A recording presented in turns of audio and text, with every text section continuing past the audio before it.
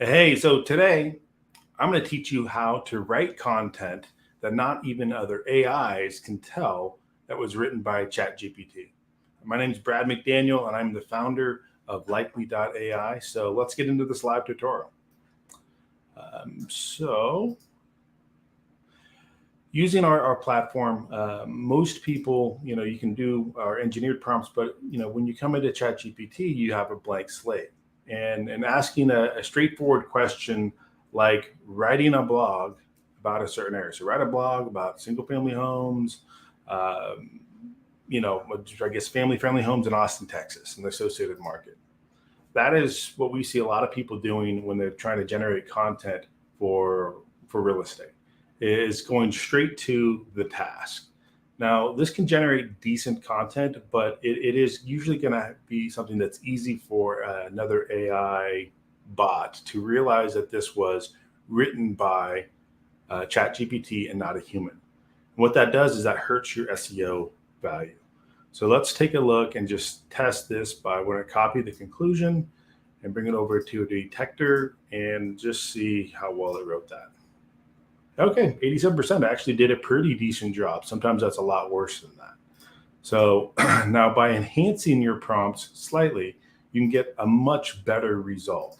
So this time, let's say we're going to take and ask it slightly differently. And the way we're going to slightly change it is by just putting a role in, saying, hey, this is who you're going to impersonate, and then write this thing, right? Everything else is exactly the same. We're just telling it to, act as a content creator.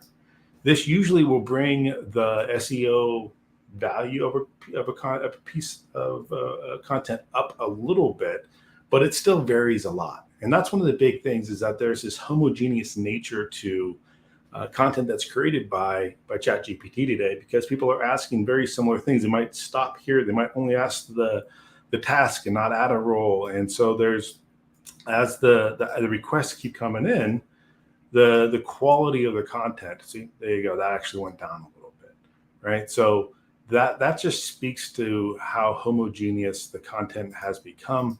And why that is it really comes down to two factors.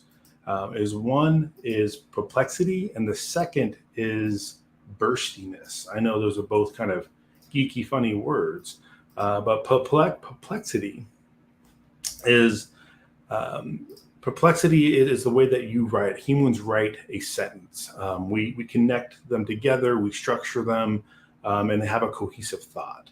Now, the second one is burstiness.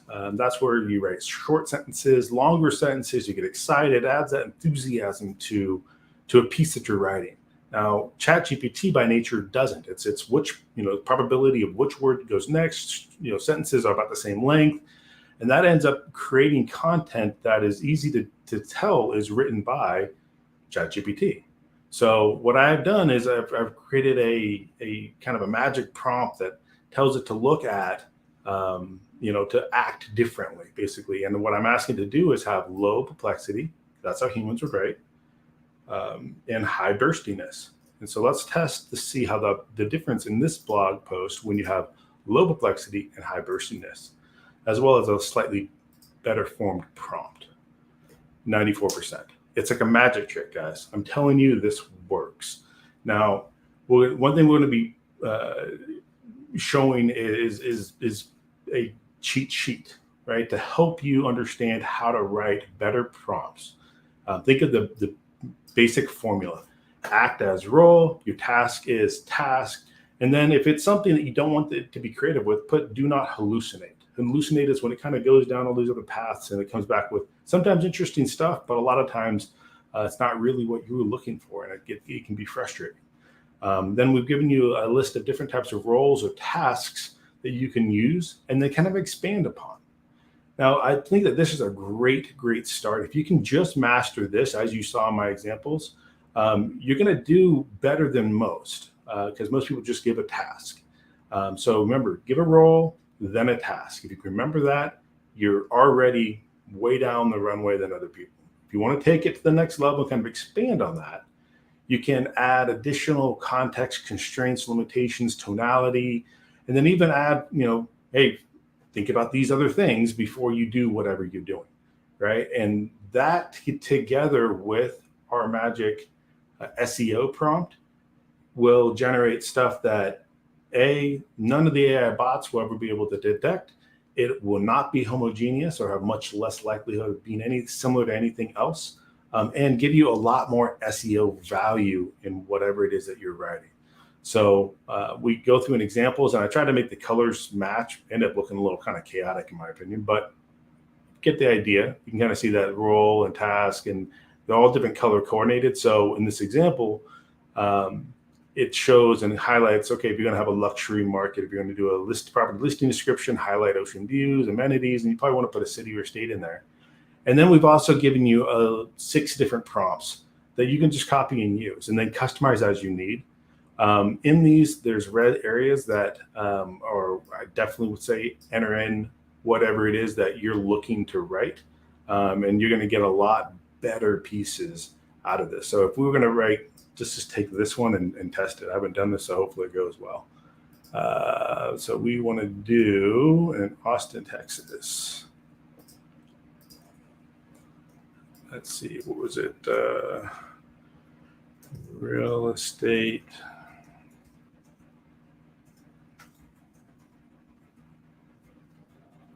And then we also want to grab our burstiness, SEO, magic prompt, and that at the beginning there. Oh man, I just submitted it. That's not what we wanted to do. Oh well, I don't want to spend too much time on this. Just wanted to show you how different the quality of the result. So we used now a prompt for a 500-word blog on the real estate in Austin, Texas, and along with saying, hey, I want low perplexity and burstiness utilized in this blog post. Now, to get this magic SEO prompt, just come on over to our Facebook page. We have a private Facebook group. It's a place that other people that want to use AI in their real estate businesses conjugate. So come on over, and it's going to be posted in there this afternoon. And it's kind of long, but that's a short conclusion. And we welcome you to come and use it. We want you guys to do better with all aspects. There you go, 100% human written. Like that is the impact of having a much better, much more well-engineered prompt that you can get out of our cheat sheet, along with asking ChatGPT to be low perplexity and high burstiness. I know these words are funny, even funny kind of saying them, but we welcome you to use our cheat sheet and get the value of this into your business. So thank you for joining me for another Fusion Friday. Today, hopefully what you've learned is how a basic prompt structure is, which is not just task. You want to say act as, so give me a role and then a task. And if it's not creative, say do not hallucinate. And then you can expand on that by adding tonality and limitations and requirements, and even say take these other things into context. We've given you a bunch of examples.